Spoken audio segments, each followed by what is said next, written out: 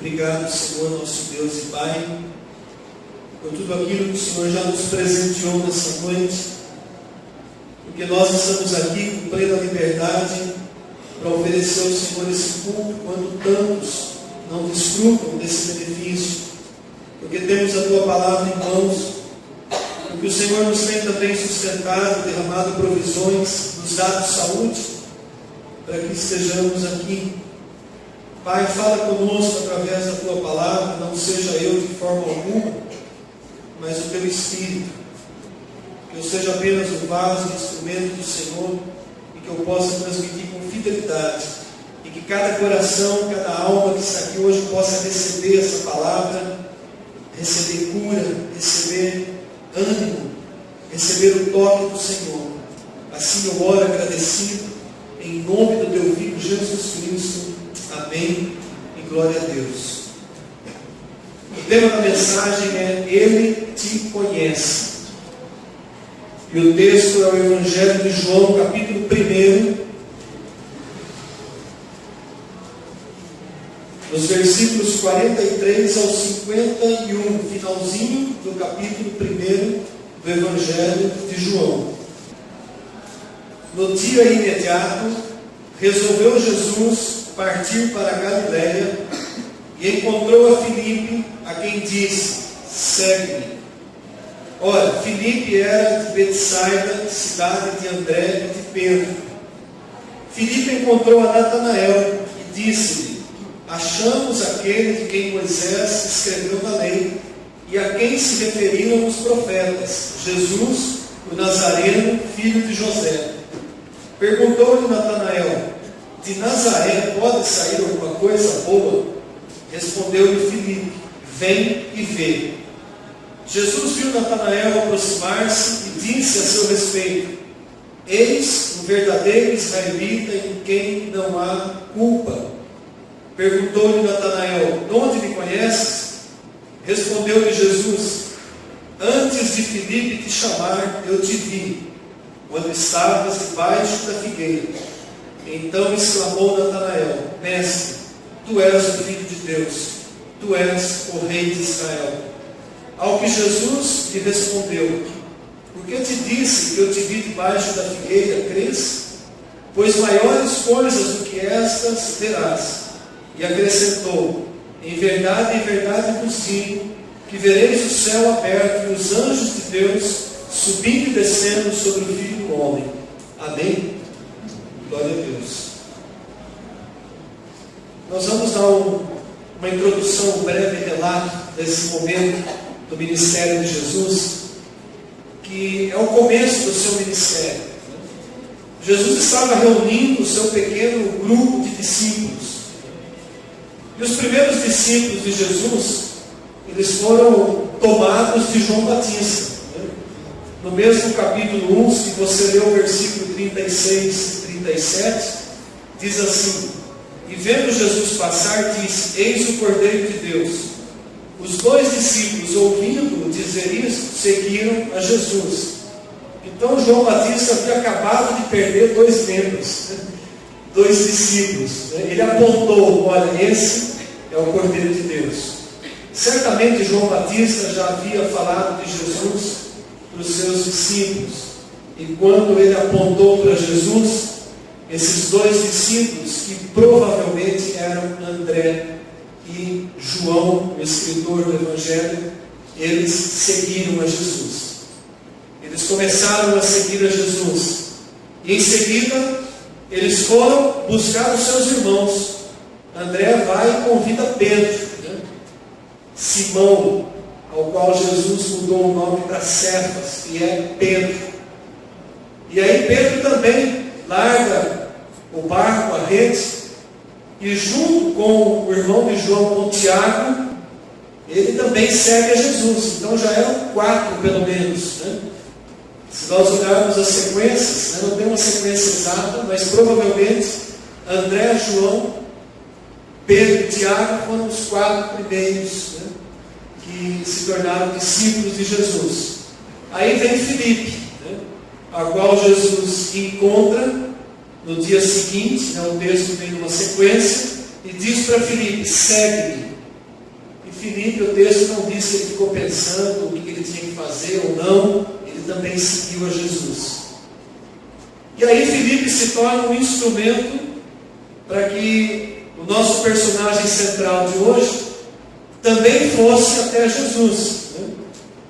Filipe passa a seguir, e então ele se encontra com Natanael, que segundo alguns estudiosos, na outra lista onde tem o nome dos 12, é o mesmo Bartolomeu.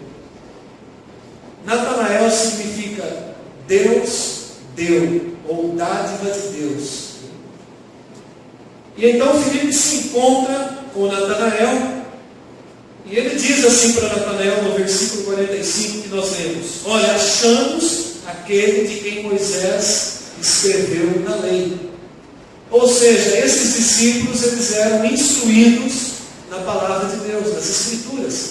Eles sabiam que Moisés havia escrito sobre alguém, um Messias, um enviado de Deus, que viria num determinado tempo da história, e eles conseguem identificar que Jesus era o Messias, porque João Batista, o precursor, já vinha apontando para Jesus Cristo.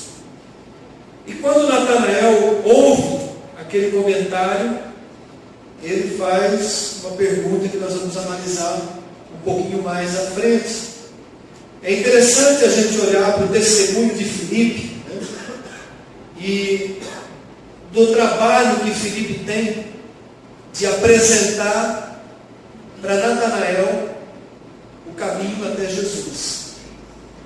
Essa é uma missão da igreja, amados. Felipe não perdeu tempo. Na primeira oportunidade, no primeiro encontro com Natanael, ele fala: olha, nós encontramos aquele a quem Moisés escreveu. Essa é a missão nossa como igreja, de alcançar o próximo mais próximo, como também foi falado hoje pela manhã na escola bíblica dominical, que tão poucas pessoas têm participado e perdido a oportunidade de aprender mais, né? Ou de trazer os filhos para aprender. Porque é uma missão básica da igreja levar ao conhecimento o Evangelho, a pessoa de Jesus, para aqueles que ainda não conhecem.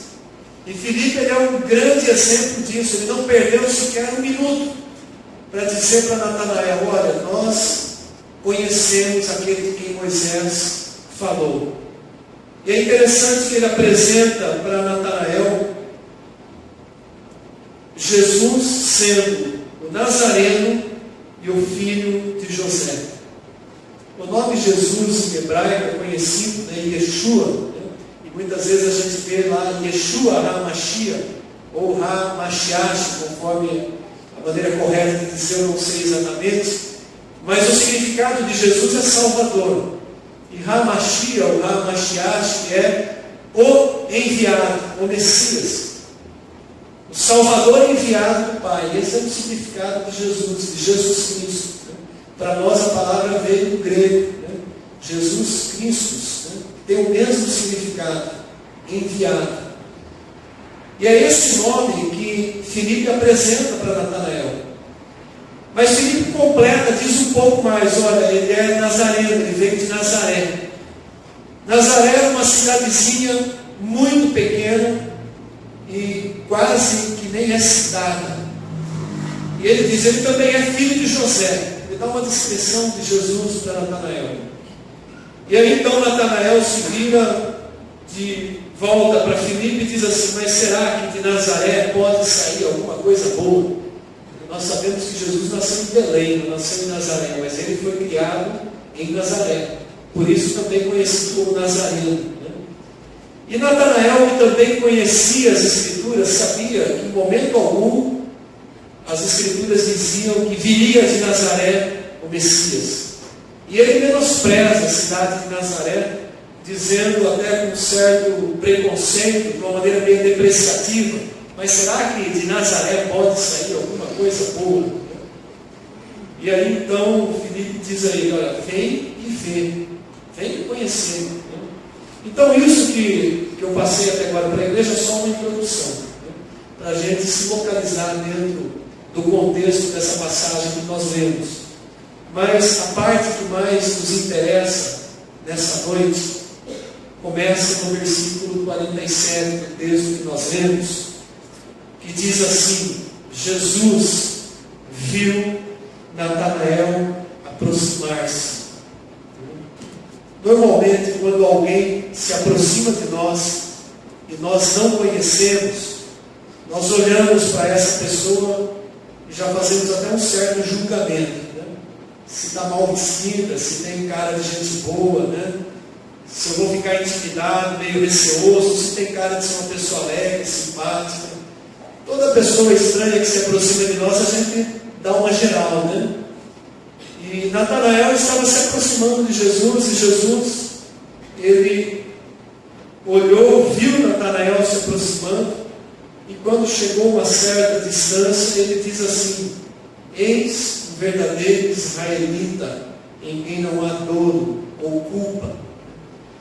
É interessante Jesus se dirigir a Natanael com essas palavras. Muitas vezes a gente passa batido assim pelo texto, né? Sem perguntar, mas por que Jesus fez esse comentário a respeito de Natanael? Natanael acabou de demonstrar alguns instantes antes que ele era preconceituoso. De Nazaré pode ser alguma coisa boa, né? No entanto, Jesus olha e aponta para ele, dizendo: olha, eis um israelita em quem não há dolo.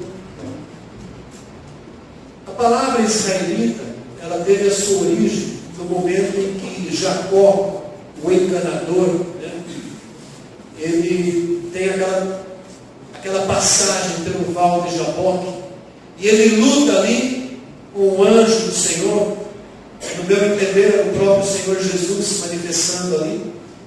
Ele luta durante aquela noite toda, e ele ainda era Jacó, né, o suplantador, o enganador, e num dado momento, ele é tocado ali na sua coxa, ele perde as forças, ele começa uma conversa com o anjo do Senhor, e o nome dele é mudado. Olha, de hoje em diante você não é mais Jacó, você é Israel, príncipe de Deus, vencedor com Deus. E dali para frente, né, a nação muitas vezes é identificada como a nação de Israel, o povo israelita. E nessa passagem Jesus se dirige para Natanael, chamando Natanael de israelita. Notem que tem um sentido espiritual nessa palavra. Ele não disse: olha, tem vindo aí um descendente de Jacó. Ele disse: um israelita. Ele olhou para Natanael e já viu Natanael como alguém que tinha a sua natureza sido transformada, seu caráter.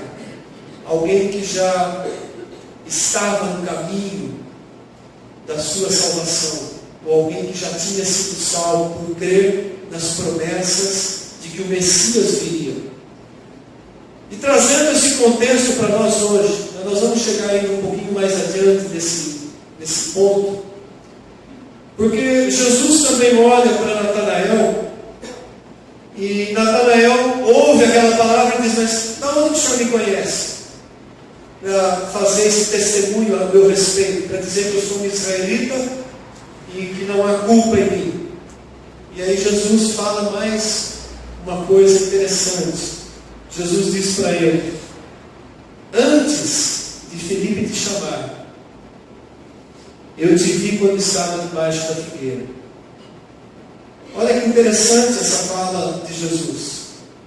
Antes daquele encontro que você teve com Filipe, dele chamar para você vir me conhecer, eu te vi debaixo da figueira. Que importância que tem para nós essa figueira?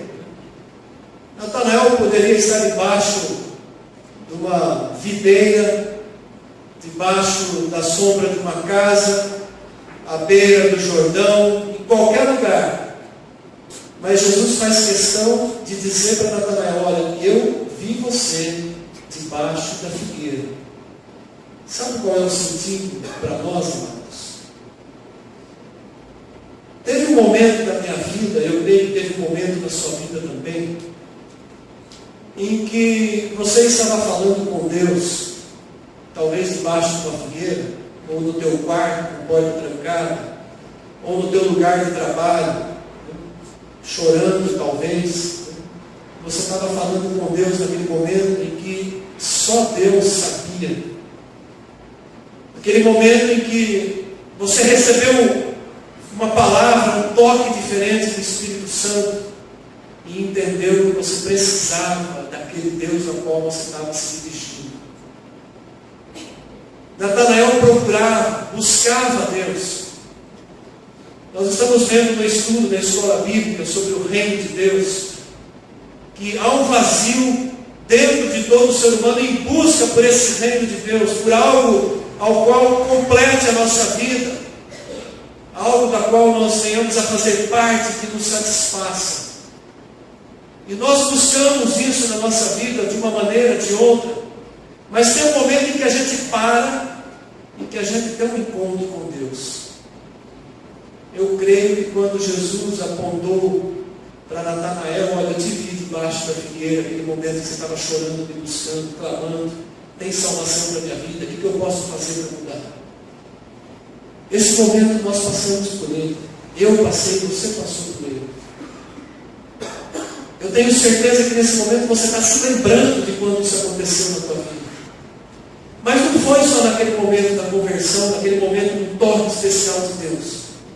Esse momento acontece conosco todas as vezes que nós buscamos a Deus com intensidade, com necessidade no nosso coração.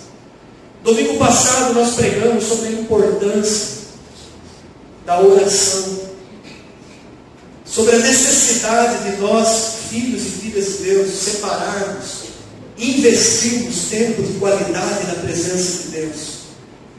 Pelo menos 1 hora por dia, a sós. Não é aquela oração que a gente faz no meio do caminho, no trabalho, no dia a dia. A comunhão que nós temos o dia todo com Deus. Não é essa. Essa é necessária, essa é importante. Mas a palavra de Deus fala de uma oração íntima, onde você entra no teu quarto, fecha a tua porta e fica na presença de Deus. Ali é o momento onde você está debaixo da figueira. É o momento onde Deus vai falar ao teu coração. Esse momento acontece todas as vezes que nós buscamos a Deus com necessidade, com intensidade. Por isso que quando Jesus aponta para Natanael e fala, olha, eu ouvi quando você estava debaixo da figueira. Aquela fala para Natanael não era uma coisa qualquer. Eu tenho certeza, embora a Bíblia deixa isso entre linhas, né? Eu tenho certeza que Natanael, ele se lembrou de cada palavra, de cada lágrima que ele derramou debaixo dessa tal figueira. Porque imediatamente, ele exclama, dizendo para Jesus, tu és o Filho de Deus.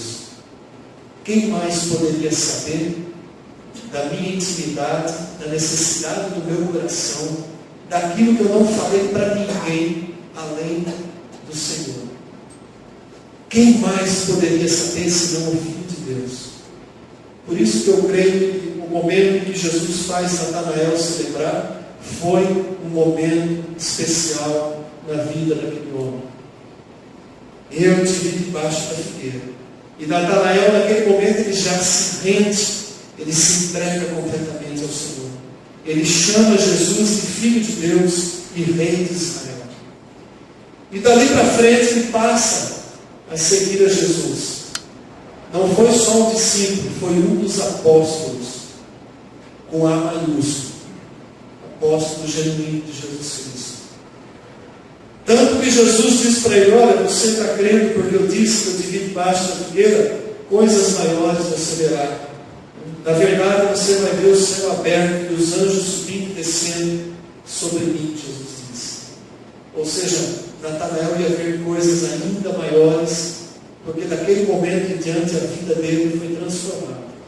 Seja lá qual fosse a função de Natanael, a Bíblia não diz que ele era pescador, como Pedro, Tiago, João e André, não dá muitas referências, não diz que ele era coletor de impostos, como Mateus, não dá muitas referências, mas nós sabemos que ele foi um dos 12, um dos apóstolos, um dos que se tornou pedra, né, fundamento da igreja do Senhor Jesus Cristo.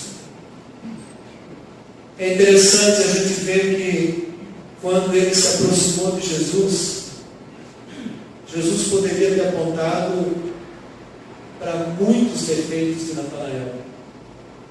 Jesus poderia ter dito assim: olha, vem vindo aí um israelita preconceituoso, que acabou de falar lá para Filipe que de Nazaré não saía coisa boa. Jesus não tinha ouvido isso, mas poderia ter apontado para o defeito de Natanael, ou para os defeitos, porque ele era um ser humano como nós somos. Aonde nós queremos chegar? Jesus nos conhece. Ele conhece a mim, Ele te conhece. Ele sabe o que vai no íntimo do nosso coração. E apesar de todos os nossos defeitos e falhas e pecados e iniquidades que há na nossa vida, Ele não olhou para isso no dia que Ele nos chamou. Ele olhou para o lado bom daquilo que era aproveitável na nossa vida, se é que havia alguma coisa de aproveitável. Mas Ele aponta para uma virtude de Natanael. E dali para frente, Natanael se torna um instrumento na mão de Jesus. Amados, o Senhor nosso Deus nos conhece, Ele nos chamou, Ele tomou toda a iniciativa para que houvesse uma conversão na nossa vida. Ele preparou todo o terreno, porque nós éramos o seu alvo, ainda quando nós não o conhecíamos. E num dado momento Ele nos levou lá para debaixo da figueira, atraiu o nosso coração, talvez para o quarto, cada um teve o seu momento, né? E ali Ele começou a se revelar a nós e a falar conosco. Então eu queria trazer a lembrança, algo que pode trazer de volta a nossa alegria por sermos discípulos de Jesus. Eu sei que nos dias que nós vivemos, muitos daqui do nosso meio têm vivido atribulados, sobrecarregados, muita pressão vindo de todos os lados. Há irmãos e irmãs que têm enfrentado situações de enfermidade, crises, desemprego. Há muitas situações que têm roubado a nossa paz. E isso muitas vezes rouba até a nossa alegria. E nós perdemos a visão, deixamos de olhar para nós mesmos como filhos escolhidos, a quem Deus conhece. Deus nos conhece assim. E Ele nos chama hoje: olha, eu te conheço. Quando você está pensando em vir para a minha direção, eu já estou indo ao teu encontro. Aliás, fui eu que preparei esse encontro. Quando você pensou em sair da sua casa hoje para vir para um culto qualquer, só mais um culto, o Senhor já estava preparando a palavra lá atrás, trabalhando no coração do pregador, preparando para que saísse aqui nesse momento as palavras certas, com um objetivo: que o teu coração fosse tocado essa noite, para você se lembrar que Ele te conhece, que Ele não esqueceu de você, que Ele sabe quais são os seus desejos, a sua luta íntima, Ele sabe quais são os seus sonhos, Ele sabe quais são os seus abatimentos, Ele te conhece. Ele conhece a nossa fragilidade. Davi chega a dizer assim: o Senhor sabe que a minha estrutura é pó. Ele diz isso nos Salmos, e é verdade. Amados, Deus nos conhece, e não há nada que nós possamos esconder de Deus. Eu não posso esconder de Deus sequer nenhum dos meus pecados ocultos, porque Ele conhece. Ele é onipresente, onipotente, onisciente. E ainda assim, me conhecendo na minha intimidade, em cada uma das minhas falhas, das minhas fraquezas, Ele ainda me atrai continuamente com amor.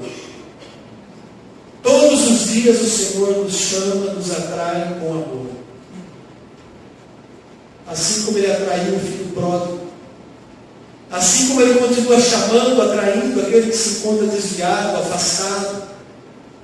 Assim como Ele continua batendo, tocando no coração daquele que está endurecido, frio, porque Ele nos conhece. E o maior desejo é que nós façamos como João, Tiago, André, Pedro, Filipe, Natanael, que nós o sigamos, que nós permaneçamos como discípulos. E é interessante que ele chega a nos dizer, que nós somos muito mais do que discípulos. Ele nos chama de filhos. O nosso Deus, que habita no alto e sublime trono, como o versículo de Isaías que nós vemos no começo, mas que também habita com aquele que tem um coração contrito, quebrantado, Ele nos deu liberdade de nos dirigirmos a Ele como filhos. Se nós parássemos para pensar o que isso representa, nenhuma religião que eu saiba ensina a chamar a Deus de Pai. As poucas que eu já estudei, porque eu não me interesso muito em estudar seitas e heresias, na verdade eu sempre achei isso uma perda de tempo, porque eu sempre quis estudar aquilo que é verdade, e não muito aquilo que é mentira. Isso não vai fazer diferença na minha vida. Basta eu conhecer a verdade me libertará. Mas é necessário, é interessante, conhecer algumas das muitas religiões que existem. Até o que eu saiba, só Jesus nos ensinou a chamar a Deus de Pai. Só nós somos chamados por Deus de filhos. Agora para pensar. Filho é alguém que é gerado. Aqui há muitos que são pais, e já têm esse privilégio. É alguém que foi gerado da tua própria entranha, da tua própria vida. Nós fomos assim gerados espiritualmente pelo Pai, para que fôssemos feitos filhos de Deus. E muitas vezes, amados, nós nos sentimos enfraquecidos e nos esquecemos que Ele nos conhece. E aí a gente passa a viver meio de qualquer maneira. Quando a gente faz uma coisa errada, a gente não quer se encontrar com aquela pessoa que nós ofendemos. E nós continuamente, todos os dias, estamos ofendendo, pecando. Então, às vezes, vai esfriando o coração e a gente quer meio assim se desviar, Nossa, mas eu vou lá adorar o Senhor com essa carga toda, que eu estou carregando. Não tenha medo de jogar a sua carga no chão, porque Ele te conhece. Ele conhece as tuas fraquezas, as tuas debilidades, mas ainda assim, Ele continua vindo ao nosso encontro. Por isso eu creio que nessa noite, Deus tem um propósito especial para muitos, ou para todos nós que estamos aqui. Lá em João 6, versículo 37, Jesus está dizendo assim: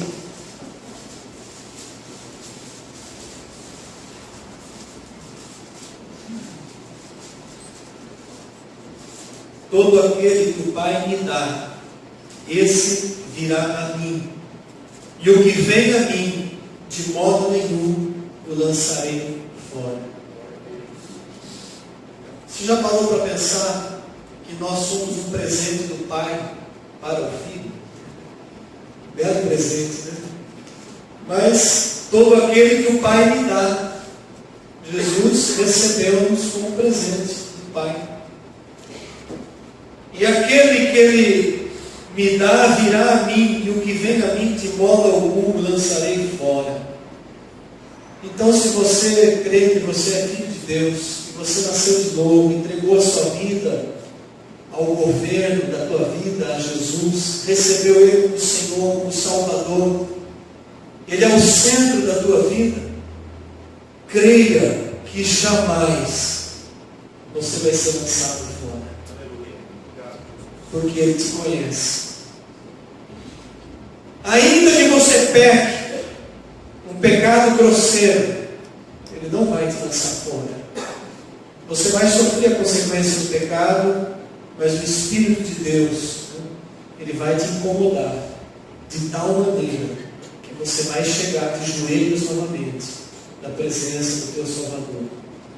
Não tem como nós nos desvencilharmos disso. Eu digo glória a Deus, porque se dependêssemos de nós, não tínhamos chance.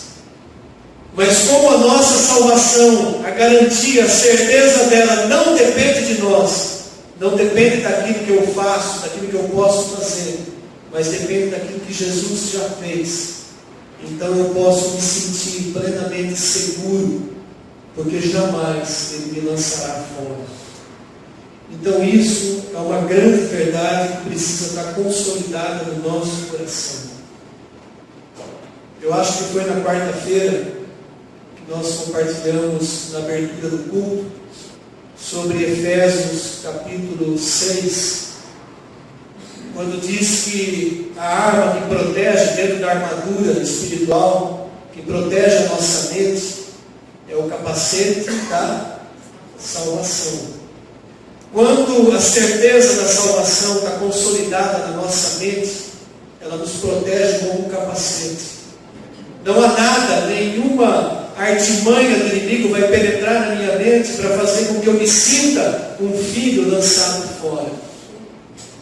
Quando eu conheço essas verdades da palavra de Deus, eu descanso assegurado que, ainda que eu falhe, o Senhor me buscará.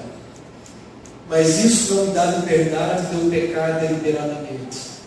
Pelo contrário, por compreender tão grande amor de Deus, do Pai para comigo, eu também quero fazer o melhor que eu puder, em gratidão, seguindo, para seguir Ele com fidelidade. Se você tem se sentido um pouco distante, se você tem se sentido um pouco esquecido, acredite que esse sentimento não é um sentimento do coração de Deus em relação a você, é o seu sentimento em relação a Ele. Então creia e confie que basta um passo de aproximação novamente em direção a Deus, para que você venha desfrutar de novo da alegria de se sentir-se filho de Deus. Tiago diz: achegai-vos a mim, e eu me chegarei a vós outros, diz o Senhor. Então a mensagem para a igreja essa noite, ela fala sobre compreender que Ele nos conhece, que Ele não se esquece de nós, que Ele nos conhece intimamente e nos chama continuamente para a sua presença. Vamos levantar as nossas mãos. Que a graça e a paz do Senhor Jesus Cristo, o amor do Pai e a comunhão do Espírito Santo permaneça conosco. Amém. Glória a Deus. Abrace quem está mais próximo.